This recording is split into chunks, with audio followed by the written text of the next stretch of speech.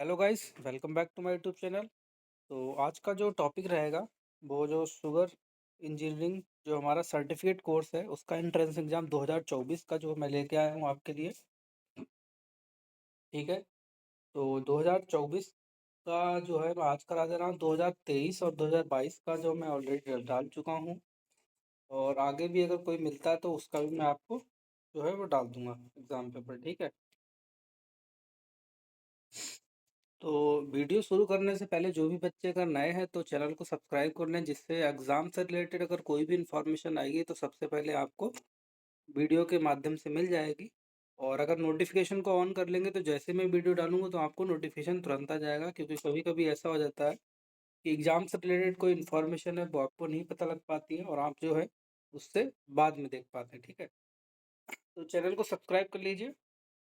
तो शुरुआत करते हैं। जिसका सॉल्यूशन होगा उसका सॉल्यूशन, बाकी मैं जो है आंसर आपको बताता रहूँगा, जिससे जो रहेगा आपका वीडियो कम लेंथ की रहेगी। और आप जो है एक काम कीजिएगा, वीडियो देखने देखते देखते या देखने के बाद में आप जो है आंसर जो है कि आप मैच कर लें। ठीक है। क्योंकि जो आंसर जो है वो आंसर की से है। क्योंकि कभी कभी क्या होता था कि कभी कभी जो आंसर की जो है कुछ गलत आ जाती है, तो आप लोग एक बार ज़रूर चेक कर लें। ठीक है। जिससे आपको कोई गलती ना हो। तो पहला क्वेश्चन है, in a cantilever beam slope and deflection at free end is. Cantilever beam में मुक्त सिरे पर ढलान और विक्षेपण रहता है। तो पहले का आंसर होगा आपका दूसरा, मैक्सिमम रहता है।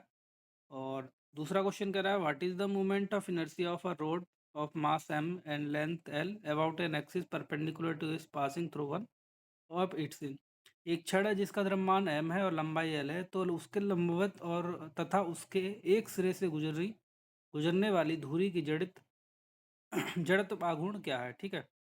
तो आपको मोमेंट ऑफ इनर्शिया बनाना है, तो दूसरे का आंसर आपका हो जाएगा पहला, मतलब ml² अपॉन 3। ठीक है।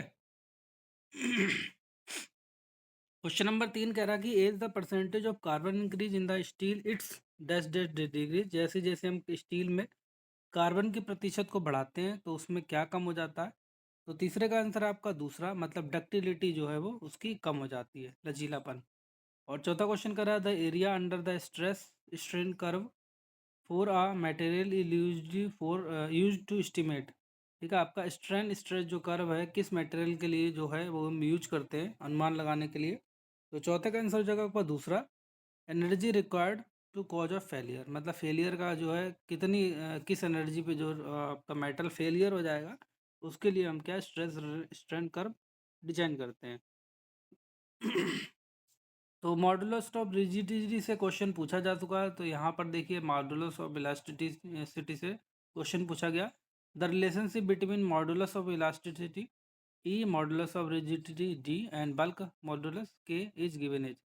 तो इसका जो आंसर रहेगा पाँचवें का आपका चौथा हो जाएगा, 9 kg डिवाइड बाई ब्रैकेट में 3k प्लस जी। ठीक है। और छठा क्वेश्चन कह रहा है, what is with the increase of pressure the boiling point of water. जैसे जैसे प्रेशर बढ़ाते हैं तो बॉइलिंग का क्वथनांक जो है तो क्या रहता है। तो इसका जो आंसर आएगा आपका इंक्रीज। जैसे जैसे आप प्रेशर बढ़ाएंगे तो क्वथनांक इसका बढ़ता है। ठीक है।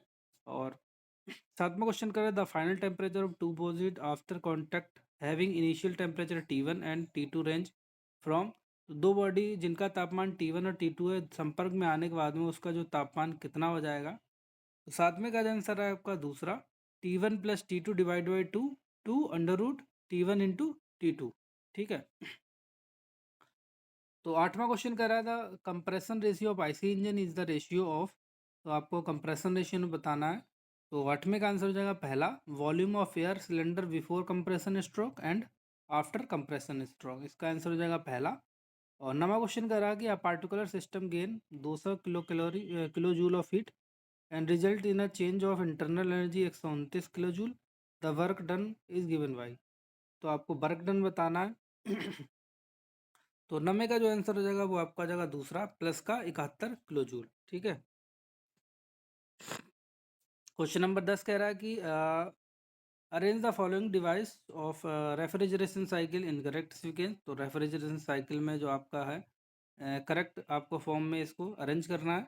तो 10वें का आंसर हो जाएगा चौथा, मतलब 1 3 4 2। मतलब पहला हो जाएगा आपका वेपरेशन, दूसरा कंप्रेशर, चौथा आपका कंडेंसर और लास्ट हमारा हो जाएगा एक्सपेंडर। ठीक है। और 11वां क्वेश्चन कह रहा था principle behind a simple manometers operation is. एक सरल मैनोमीटर के संचालन के पीछे का सिद्धांत क्या होता है? तो 11वें का आंसर रहेगा आपका दूसरा, पास्कल प्रिंसिपल। ठीक है, पास्कल्स प्रिंसिपल। बर्नौली से क्वेश्चन हर बार पूछा जाता है, तो बर्नौली का क्वेश्चन है, Bernoulli equation is based on which of the following assumptions. ठीक है। तो पहला हो जाएगा there is no loss energy in the liquid flow. दूसरा आपका दिया हुआ द फ्लो इज रोटेशनल। तीसरा expect gravity and pressure force, no external force act on the liquid fluid. तो 12वें का जो आंसर हो जाएगा आपका तीसरा हो जाएगा, मतलब there is no loss of energy in the liquid flow.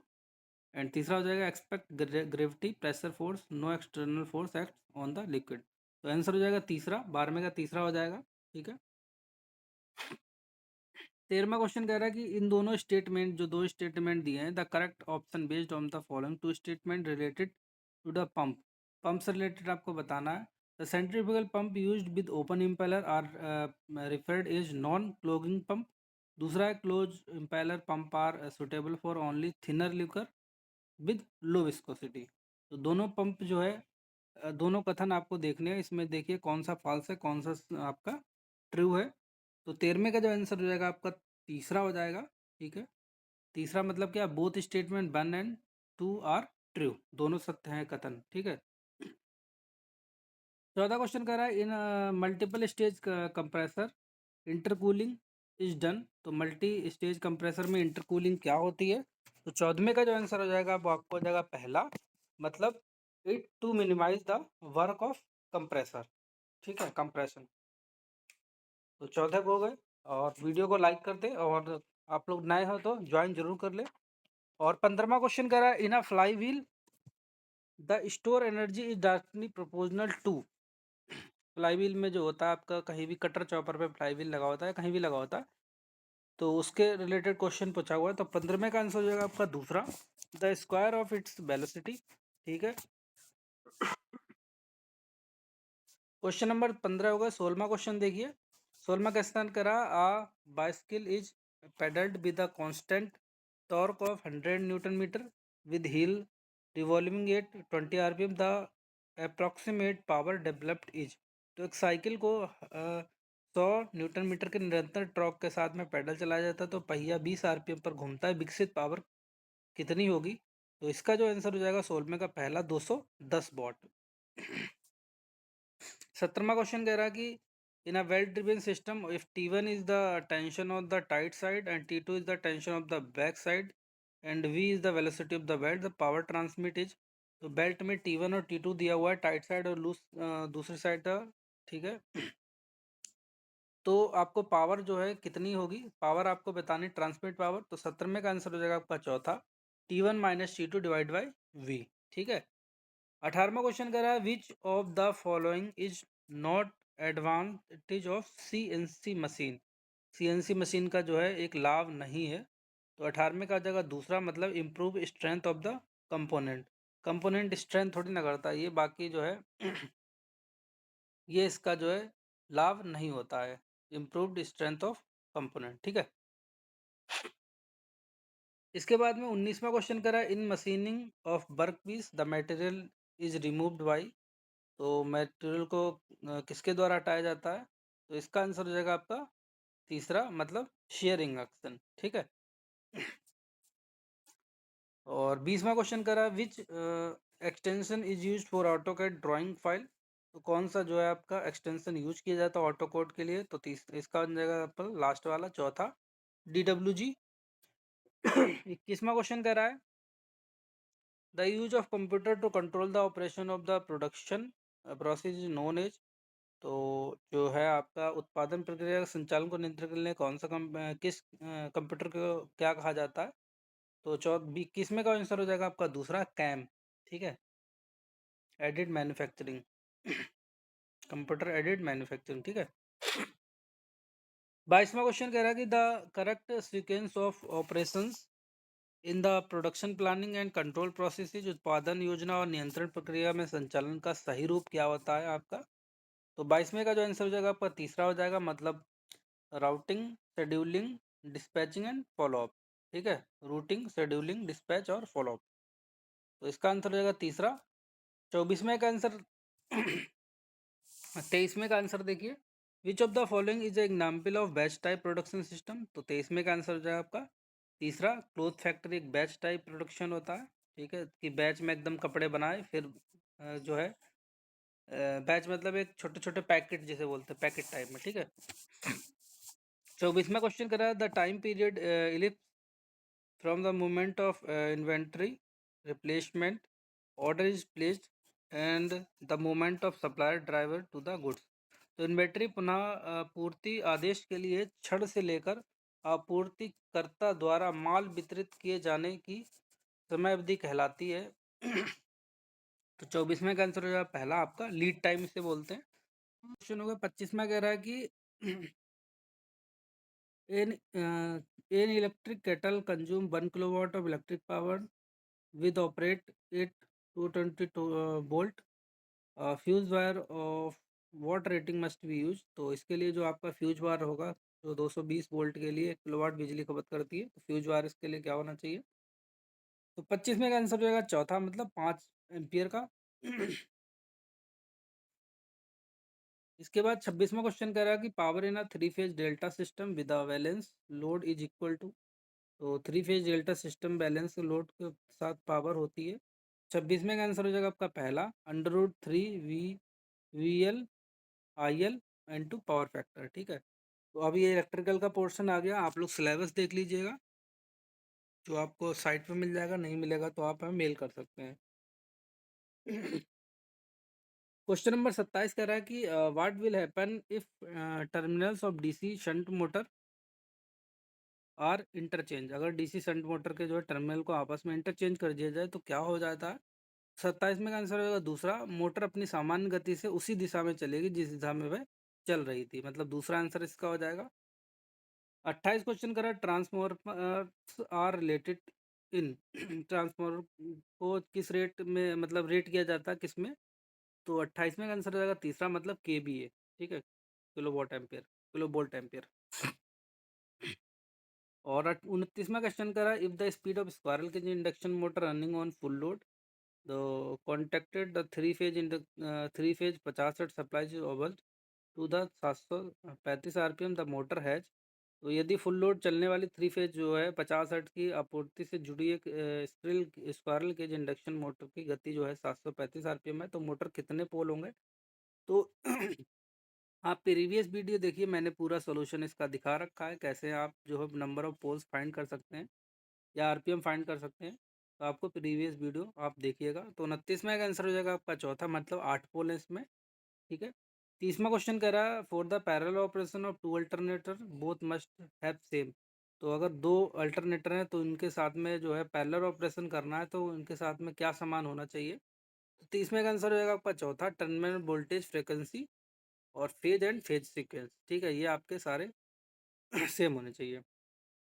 Question number 31 करा, विच of the statement is correct about the solar energy. तो 31 का आंसर हो जाएगा आपका 3, मतलब it's a non it is a renewable and non conventional source of energy. यह ऊर्जा के एक नवीनीकरण और गैर परंपरागत सोर्स है, ठीक है। क्वेश्चन नंबर 32 कह रहा है कि star levelling of electrical appliances is given by, ठीक है, विद्युत उपकरण की स्टार लेवलिंग निम्न द्वारा दी जाती है, किसके द्वारा दी जाती है। तो इसका आंसर हो जाएगा आपका चौथा, ब्यूरो ऑफ एनर्जी इफिशिएंसी, ठीक है। 35वां क्वेश्चन कह रहा है, सॉरी 32 हो गए। 33वां क्वेश्चन कह रहा है कि in LED bulb and LED stand for LED की फुल फॉर्म आपको बतानी है, ठीक है।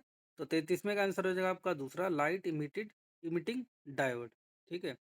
और 34वां क्वेश्चन कह रहा है कि staircase light point is operated with. तो सीढ़ी प्रकाश बिंदु को संचालित कैसे किया जाता है। तो 34वें का आंसर हो जाएगा आपका पहला, टू वे स्विचेज, मतलब आप देख रहे हैं स्टेयर पे चढ़ते हैं तो नीचे एक स्विच लगा होता है, ऊपर स्विच लगाता है, नीचे से दबाइए जल जाएगा, ऊपर बंद कर सकते हैं, ठीक है। तो 35वां क्वेश्चन कह रहा है, power factor factor correcting element is generally connected in. तो आमतौर पर पावर फैक्टर करेक्टिंग एलिमेंट जुड़ा होता है। तो 35वें का आंसर हो जाएगा आपका दूसरा, पैरेलल टू द लोड, ठीक है। क्वेश्चन नंबर 36 कह रहा है कि विच of the following conductors is used in transmissions line, ठीक है, ट्रांसमिशन लाइन में किस कंडक्टर का उपयोग किया जाता है? तो 36वें का आंसर हो जाएगा आपका तीसरा, ACSR, ठीक है। 37वां क्वेश्चन कह रहा है what is the main purpose of oil in oil circuit breaker? तो ऑयल का जो है क्या मुख्य उपयोग होता है? तो 37वें का आंसर हो जाएगा आपका दूसरा, क्विंचिंग आर्क, ठीक है, आर्क के शमन हेतु। क्वेश्चन नंबर 38 कह रहा है कि MCB स्टैंड फॉर, ये तो MCB को हम क्या कहते हैं? तो MCB स्टैंड फॉर होता है आपका मिनिएचर सर्किट ब्रेकर, ठीक है, मिनिएचर सर्किट ब्रेकर, मतलब तीसरा इसका आंसर हो जाएगा। और 39वां क्वेश्चन कर रहा है in India the voltage and frequency of the single phase supply to the residential consumer. तो भारत में आवासीय उपभोक्ताओं के एकल चरण आपूर्ति को वोल्टेज और आपूर्ति है, ठीक है। तो 39वें का अंतर अब तीसरा 230 वोल्ट एंड 50 हर्ट्ज जो है भारतीय में अब आवासीय उपभोक्ताओं के लिए होता है, ठीक है। 40वां और लास्ट क्वेश्चन क्या कह रहा है?